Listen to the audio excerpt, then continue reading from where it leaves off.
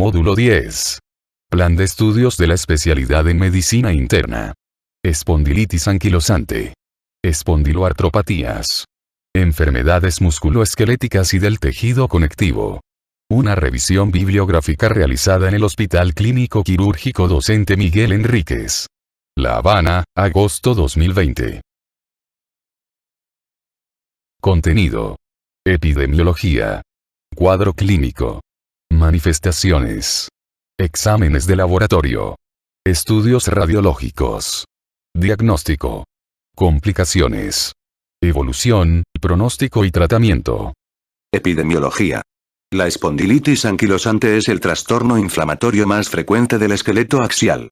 La siguiente es una regla sencilla. La espondilitis anquilosante se produce en el 0,2% de la población general, en el 2% de la población que expresa el B27 y en el 20% de los sujetos con el B27, y un familiar afectado. Hay un predominio masculino de la enfermedad, con un cociente hombre-mujer de 2,5 a 1, a 5 a 1. Sin embargo, estudios epidemiológicos recientes han encontrado una mayor afectación femenina que la indicada en estos cálculos anteriores. No se ha resuelto la base del riesgo en el sexo. Pero se mantiene que la espondilitis anquilosante no se detecta lo suficiente en las mujeres, quizás por una afectación axial más leve y un inicio de la enfermedad más tardío, aunque los diagnósticos alternativos de dolor pélvico y lumbar en las mujeres pueden ocultar la conciencia del médico sobre esta enfermedad en las pacientes. Manifestaciones clínicas. La espondilitis anquilosante comienza habitualmente en la primera fase de la vida adulta, pero los síntomas pueden aparecer en la adolescencia o antes. Hasta el 15% de los niños con artritis idiopática juvenil se les clasifica como poseedores de una espondilitis anquilosante juvenil. Tales niños pueden tener un patrón pauciarticular, con una predilección por las articulaciones del tarso y con frecuencia mínimos síntomas vertebrales. Durante los años de adolescencia hay una mayor prevalencia de sacroilitis radiográfica, y una proporción significativa de los pacientes manifiesta esta característica al final de los años de la adolescencia. En el otro extremo del espectro de edad, un pequeño número de pacientes con espondilitis anquilosante de inicio tardío puede tener sacroilitis y oligoartritis. La afectación axial y la afectación asimétrica de las extremidades inferiores pueden servir para diferenciar a tales pacientes de los que tienen una artritis reumatoide de inicio tardío, aunque las manifestaciones clínicas pueden solaparse. Estudios recientes indican que la velocidad de progresión radiográfica puede ser menor en la espondilitis anquilosante de inicio juvenil que en la espondilitis anquilosante de inicio en el adulto. La manifestación clásica de la espondilitis anquilosante es el inicio de una lumbalgia que persiste más de 3 meses, se acompaña de rigidez matutina y mejora de forma característica con el ejercicio, pero no con el reposo. Algunos estudios incluirían la respuesta al tratamiento con antiinflamatorios no esteroideos como una característica adicional para diferenciar la espondilitis anquilosante de la lumbalgia mecánica. El dolor de espalda que despierta al paciente es a menudo una pista de la presencia de un dolor de espalda inflamatorio que puede haberse diagnosticado erróneamente como una discopatía degenerativa, que es una causa mucho más frecuente de lumbalgia en la población. El dolor se produce típicamente en las articulaciones de la región sacroiliaca, con o sin una ligera radiación a la zona de la nalga. El dolor en la región torácica media y cervical, particularmente por la noche, es menos frecuente pero indica con fuerza un dolor de origen inflamatorio. La astenia también es un síntoma indicativo y suele ser una preocupación importante del típico paciente varón joven, que da mucha importancia al objetivo funcional en cuanto a deporte y actividades recreativas. Si la inflamación se controla de forma inadecuada, cada vez hay una mayor rigidez, que puede persistir la mayor parte del día, así como una pérdida progresiva de movilidad y flexibilidad. Tabla 265, 3. Criterios de Nueva York modificados para la espondilitis anquilosante, 1984. Criterios clínicos. Dolor y rigidez lumbar durante mayor que 3 meses que mejora con el ejercicio pero no se alivia con el reposo. Limitación del movimiento de la columna lumbar en los planos frontal y sagital. Limitación de la expansión del tórax. Criterios radiográficos. Sacroilitis. Grado mayor igual a 2 bilateral, o grado 3 o 4 unilateral. Grado. Espondilitis anquilosante definitiva si el criterio radiográfico se asocia al menos a uno clínico variable. Espondilitis anquilosante probable si hay 3 criterios clínicos. Si hay un criterio radiográfico sin el criterio clínico. La oligoartritis periférica se ve en hasta el 30% de los pacientes con espondilitis anquilosante. Suele ser una oligoartritis asimétrica con predilección por las extremidades inferiores. Es importante preguntar sobre tendinitis concurrentes o previas, por ejemplo, tendinitis de Aquiles, o dolor en el talón, por ejemplo, fascitis plantar, porque pueden reflejar una entesitis que es parte del cuadro clínico. La afectación de la cadera puede surgir en cualquier momento de la evolución de la espondilitis anquilosante y puede progresar hasta destruir la articulación. Una contractura en flexión de la cadera en esta situación puede contribuir a aumentar la inclinación mientras se permanece de pie o se camina, lo que podría por otro lado atribuirse a una afectación vertebral de la enfermedad. Las manifestaciones extraarticulares afectan con más frecuencia al ojo. El ojo puede afectarse en hasta el 40% de los pacientes con espondilitis anquilosante, sobre todo en forma de uveitis anterior aguda, iritis. La uveitis se manifiesta a menudo por un ligero deterioro de la agudeza visual y puede ir acompañada de fotofobia y dolor. Suele ser unilateral y recurrente. La enfermedad inflamatoria intestinal y la psoriasis aparecen en aproximadamente el 10% de los estudios de cortes de la espondilitis anquilosante. Con menor frecuencia hay manifestaciones como la insuficiencia aórtica, los defectos de la conducción cardíaca y la fibrosis pulmonar. Diagnóstico. Exploración física. La exploración física de la columna indica de un modo característico la restricción del movimiento, lo que en las primeras fases puede reflejar en parte el espasmo de los músculos paravertebrales. En fases posteriores se refleja la anquilosis de las articulaciones cigapofsarias y los puentes de sindesmostos de los cuerpos vertebrales. La flexión hacia adelante está restringida y puede vigilarse mediante la prueba de Chover. Esta prueba se usaba para medir la movilidad en la parte inferior de la espalda. Con el paciente erguido se marca un espacio de 10 centímetros desde la quinta vértebra lumbar hacia arriba. En la flexión máxima hacia adelante vuelve a medirse la distancia entre las marcas. Con una movilidad normal de la columna la distancia accionada debe ser de 15 centímetros, o un incremento de 5 centímetros. La afectación torácica se mide en la expansión torácica, de forma que la circunferencia torácica, con la máxima inspiración, es mayor de 5 centímetros que la circunferencia con la máxima expiración. Los cambios en la movilidad cervical pueden medirse en forma de distancia desde el occipucio a la pared, con los talones del paciente contra la pared, mientras el paciente intenta tocar la pared con la parte posterior de la cabeza. La restricción de la movilidad de la columna al principio del curso de la enfermedad se detecta muy bien mediante la flexión vertebral lateral, medida como la diferencia en la distancia del dedo al suelo en posición erecta comparada con la inclinación máxima hacia un lado. La inflamación de la articulación sacroiliaca produce dolor en la palpación de la línea articular mediante presión directa o con la maniobra de Favere, flexión, abducción, rotación externa y extensión, o la maniobra de Gaenslen. En la primera, el paciente se coloca en decúbito supino mientras el explorador extiende y rota en sentido externo la cadera. En la última, el explorador extiende la cadera dejando colgar la pierna por fuera de la camilla de exploración. En ambos casos, se ejerce una sobrecarga sobre la articulación sacroiliaca y puede reproducirse el dolor de espalda si procede de esta zona. Pruebas de laboratorio. Las pruebas de laboratorio en la evaluación del dolor de espalda inflamatorio son relativamente inespecíficas. La velocidad de sedimentación globular y la proteína C reactiva suelen estar elevadas, pero las cifras normales no excluyen un dolor de espalda inflamatorio y el grado de elevación suele ser menor de lo que sería de esperar en una artritis reumatoide aguda.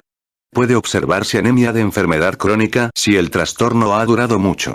El antígeno leucocítico humano B27 raramente es el factor definitivo para el diagnóstico, y las frecuencias de falsos positivos y falsos negativos ya se han expuesto. Sin embargo, en el marco de unos síntomas de espalda característicos, la prueba tiene una sensibilidad y especificidad razonablemente altas. Pruebas de imagen. La evaluación radiográfica es importante para confirmar la enfermedad, aunque en las primeras fases puede no haber cambios radiográficos en las articulaciones sacroiliacas. Si el médico tiene un índice alto de sospecha en tales casos, una resonancia magnética puede mejorar la sensibilidad de las radiografías simples porque los cambios inflamatorios en la resonancia magnética preceden a los cambios radiográficos. Al solicitar radiografías pueden pedirse proyecciones específicas de las articulaciones sacroiliacas.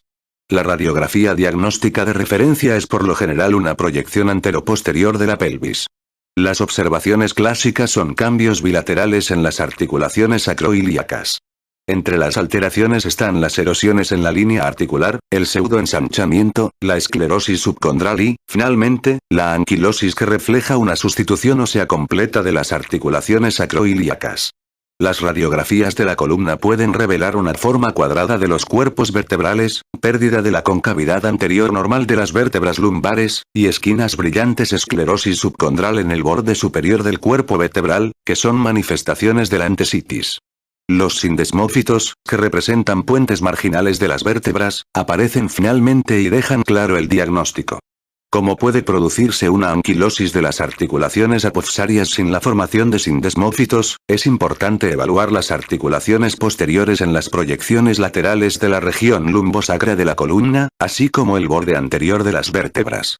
Finalmente, los cambios pueden dar lugar a una columna de bambú, llamada así porque los puentes de sindesmófitos pueden imitar el aspecto del bambú. Ahora sabemos que la osteoporosis es una manifestación significativa de la espondilitis anquilosante, probablemente reflejo de la inflamación local crónica y de las cargas biomecánicas anormales sobre las vértebras a medida que la enfermedad progresa. Diagnóstico diferencial. El diagnóstico diferencial de la espondilitis anquilosante comprende lo siguiente. La osteitis condensante ilíaca. La hiperostosis esquelética idiopática difusa. El síndrome de la sinovitis, el acné, la pustulosis, la hiperostosis y la osteomielitis. Y algunos estados de hiperostosis inducidos, intoxicación por vitamina A, urosis. La formación de hueso nuevo se produce en la enfermedad discal degenerativa, pero el aspecto voluminoso y horizontal de los osteócitos es normalmente fácil de distinguir de los sindesmófitos, y el estrechamiento del espacio discal no es una característica de la espondilitis anquilosante. Hace poco se ha reconocido que la artrosis de la articulación sacroiliaca tiene una prevalencia superior que la apreciada antes. Figura 265, 2. Sacroilitis bilateral simétrica en la espondilitis anquilosante. Figura 265, 3. Izquierda. Espondilitis lumbar en la espondilitis anquilosante con sindesmófitos, puente marginales, simétricos y calcificación del ligamento vertebral. Derecha. Sindesmófitos abultados, no marginales, asimétricos de la artritis reactiva con espondilitis lumbar. Figura 265, 4. Hombre de 34 años que tuvo espondilitis anquilosante durante 9 años y dolor en el cuello. Las radiografías muestran el estrechamiento de las articulaciones apofisarias C2, C3 en la parte anterior y posterior de los sindesmófitos marginales puente que se extienden desde C2 a C5. La evolución clínica y la gravedad de la espondilitis anquilosante son muy variables. El dolor de espalda inflamatorio y la rigidez dominan el cuadro en las primeras fases, mientras que el dolor crónico y la deformidad pueden aparecer con el tiempo. En las fases temprana y tardía de la enfermedad, la incapacidad laboral puede tener una influencia significativa en la calidad de vida.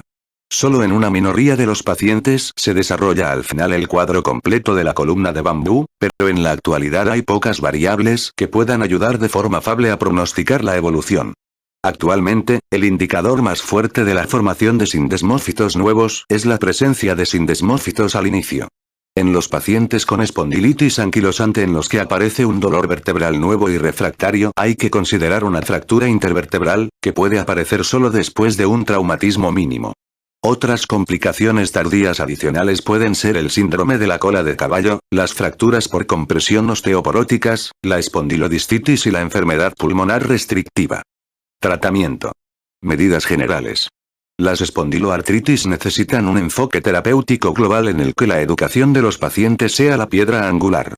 Debido que el inicio típico se produce durante la fase adulta joven, estos pacientes pueden experimentar una frustración o depresión significativas si la artritis aguda pasa a una enfermedad crónica que reduzca de una forma significativa sus capacidades funcionales y su calidad de vida. Un médico que trate pacientes con espondiloartritis debe ser consciente de que estos aspectos psicosociales son una parte importante de la carga de la enfermedad. De forma análoga, pueden tener implicaciones importantes en el lugar de trabajo, en particular si un trabajo exige inclinarse o girarse de forma significativa. Es importante incluir las exigencias mecánicas del lugar de trabajo en la valoración global de los pacientes con espondiloartritis. El ejercicio es una parte importante del plan de tratamiento para los pacientes con espondilitis anquilosante. En general deben evitarse los deportes de impacto alto, mientras que la natación es un ejercicio ideal. Hay que hacer hincapié en el estiramiento para mantener la movilidad y la postura, y un fisioterapeuta con experiencia puede ayudar mucho a enseñar a los pacientes ejercicios diarios. Los viajes largos en coche o avión deben contemplar un estiramiento periódico. La posición durante el sueño debe hacer hincapié en una posición recta de la espalda en lugar de encorvada sobre un lado. Hay que fomentar los ejercicios con respiraciones profundas y la evitación del tabaco. Un área clave que preocupa a los pacientes es el pronóstico, porque las espondiloartritis, en particular la artritis reactiva, aparecen a menudo en sujetos jóvenes y activos para los que la actividad deportiva es una prioridad. Hay un reconocimiento general de que la artritis reactiva tiene una mayor tendencia a la cronicidad de lo que se pensaba antes, y esto debe llevar a moderar una proyección demasiado optimista de la evolución natural de la enfermedad. A los 5 años de seguimiento de un corte de pacientes con una artritis reactiva inducida por salmonela, 2/3 continuaron presentando síntomas subjetivos y 1/3 mostró cambios objetivos en las articulaciones. La variabilidad en el pronóstico para el gran grupo de pacientes que se encuadra dentro del grupo espondiloartritis indiferenciada es desconcertante. En este momento carecemos de factores pronósticos fiables sobre la progresión de los pacientes con este grupo heterogéneo de manifestaciones articulares y extraarticulares. Tratamiento médico. Fármacos antiinflamatorios no esteroideos. En general, la inflamación articular en las espondiloartritis mejora significativamente después de la introducción de fármacos antiinflamatorios no esteroideos. La indometacina y el diclofenaco, hasta 150 mg por día en dosis divididas, o naproxeno, más de 1000 mg por día en dosis divididas, suelen tolerarse bien en esta población. Estos fármacos deben usarse con precaución en las artropatías enteropáticas porque puede exacerbar una posible enfermedad inflamatoria intestinal subyacente. En el caso de la espondilitis anquilosante, el objetivo de este tratamiento antiinflamatorio es conseguir el suficiente alivio del dolor y la rigidez para permitir un programa activo y mantenido de ejercicio y actividad física que mantenga la postura y mejore la calidad de vida. Algunos estudios han indicado que los antiinflamatorios no esteroideos tienen capacidad modificadora de la enfermedad, aunque su efecto puede limitarse a los pacientes con proteína C reactiva o velocidad de sedimentación globular elevadas. Corticoides. La respuesta a las infiltraciones intraarticulares de esteroides en las articulaciones periféricas de los pacientes con espondiloartritis no es a menudo tan llamativa ni mantenida como en los pacientes con artritis reumatoide. La infiltración de corticoides en las articulaciones acroiliacas se realiza habitualmente con la guía de pruebas de imagen, radioscopia o tomografía computarizada. Un estudio estableció que tales infiltraciones consiguieron una buena respuesta en el 79% de pacientes y que la mejora persistió durante muchos meses. Los corticoides sistémicos, por vía oral o un protocolo de bolo intravenoso, se han usado para reagudizaciones sintomáticas intensas, pero hay pocos estudios controlados que validen su eficacia. El objetivo debe ser una reducción rápida y progresiva de la dosis cuando se consigan controlar los síntomas. El reconocimiento de que la osteoporosis es un problema significativo en la espondilitis anquilosante proporciona un mayor ímpetu al uso conservador de los corticoides. Los esteroides tópicos suelen ser eficaces en el tratamiento de las manifestaciones mucosas y cutáneas de la artritis reactiva. Para la uveitis, los colirios de corticoides son un componente integral del tratamiento, y debe ser controlada por un oftalmólogo. Sulfasalacina. Ensayos clínicos controlados con placebo y con asignación aleatoria han proporcionado cierto apoyo al uso de la sulfasalacina, en particular en la artritis psoriásica. Se realizaron 3 estudios multicéntricos de 36 semanas con asignación aleatoria y a doble ciego con espondilitis anquilosante, artritis psoriásica y artritis reactiva, respectivamente, para comparar la sulfasalacina, 2 gramos por día, con el placebo en cada caso. Un análisis de estos estudios estratificó a los pacientes en los que tenían una enfermedad axial y los que tenían una enfermedad periférica. En los pacientes que solo tenían una enfermedad axial, los criterios de respuesta se cumplieron por igual en el grupo de sulfasalacina y placebo. En pacientes con artritis periférica, se vieron respuestas significativamente superiores en el 59% del grupo de sulfasalacina y en el 43% del grupo placebo, p menor que 0,0005. Estas observaciones son útiles para guiar la selección de pacientes para el tratamiento con sulfasalacina.